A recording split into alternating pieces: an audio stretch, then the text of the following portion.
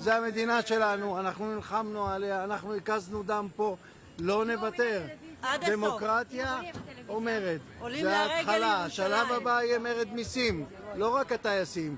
שוויון, חופש, הפרדת רשויות. אחד ועוד אחד ועוד אחד הגיעו מאז הבוקר, וכך זה היה נראה אחרי כמה שעות.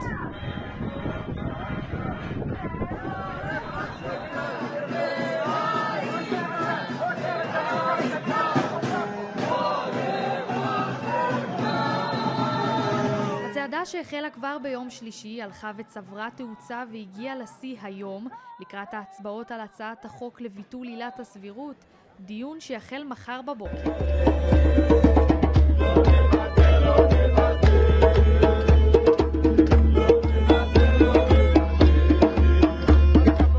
התקווה זה מה שנותן את הכוח.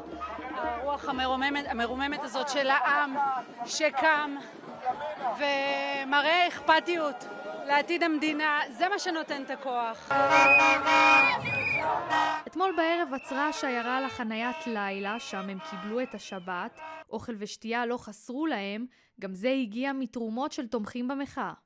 כל מה שאתם רואים פה זה לא זבל, זה הכל תרומות שאנשים טובים הביאו בשביל הצועדים לירושלים. כמויות בלתי נתפסות, בלתי נתפסות, תסתכלו. במהלך הלילה תומכי הרפורמה הגיעו להפגנת נגד והפריעו למוחים לישון באוהלים שלהם. כל הלילה מסיבה, לילה טוב לכם, תתקי רפורמה! תרימו לכם אישה שנתקי רפורמה, ורוצים להפריע לנו בכל!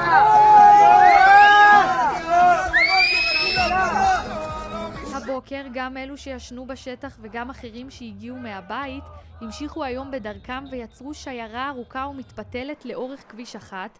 חלק בחרו להגיע עם הרכב להחנות אותו בצד הכביש ולהצטרף. זהו אחי הבכור, חיים, שהיה קצין בסיירת מטכ"ל ונפל בהתשה. וכל הערכים שהוא נפל למענם עכשיו הולכים ומתקעקעים. ואני מרגיש ציווי עמוק מבפנים, לא ללכת לבד אלא להביא אותו איתי. אנחנו עם הרבה תקווה. תסתכלו אחורה על כל הנחיל הזה, זה עובד יפה וזה כולם איתנו. הצעדה הזאת היסטורית, זה מראה בעצם כמה מאוחדים העם הזה, ואני רוצה להיות חלק מהדבר הזה. זאת המדינה שלנו ואין לנו שום מקום אחר ללכת אליו. השעה 1 בצהריים, שיא החום, נמצאים כאן אלפים רבים של מפגינים שעצרו להתרענן בחניון במוצא לאחר שצעדו שעות ארוכות בשולי הדרך. המשטרה כן אפשרה לדבר הזה לקרות למרות עומסים כבדים של תנועה. התחנה הבאה היא הכנסת. והם לא מתכוונים לעצור בכנסת, אלא להקים עיר אוהלים בגן סאקר וללון שם.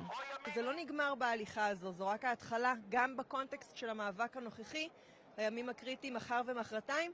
ברור לנו שגם אם ההצבעה תהיה כזאת שממשיכה לרמוס ולדרוס את הציבור, יש לנו בשביל מי ועם מי להיאבק ובסוף לנצח. ולקראת הערב ראשוני המוחים ובראשם שקמה ברסלר הגיעו למחות מחוץ לכנסת ולבית המשפט העליון.